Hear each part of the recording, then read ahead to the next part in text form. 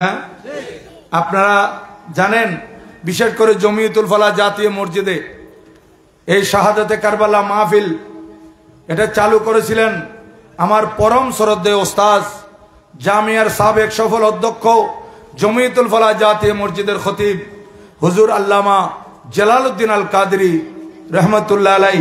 এর 10 দিন ব্যাপী মাহফিল প্রথমে আমাদেরকে নিয়ে যেতেন। আমি তখন ফাজিলে পড়ি। হুজুর যখন মাহফিল চালু করেছেন সে 1986-87 সালের কথা বলতেছি। সেই সময় হুজুর একাই 10 দিন তকরির করতেন।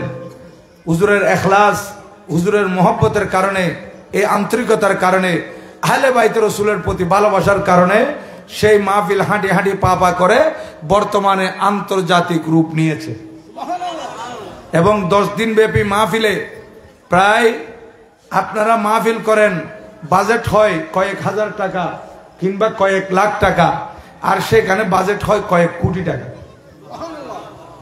এত বড় মাহফিল বিশ্বের বিভিন্ন দেশ থেকে বড় বড় উলামায়ে কেরাম, বড় বড় পীর মশায়েখ, বড় বড় স্কলারদেরকে দাওয়াত দেওয়া হয়।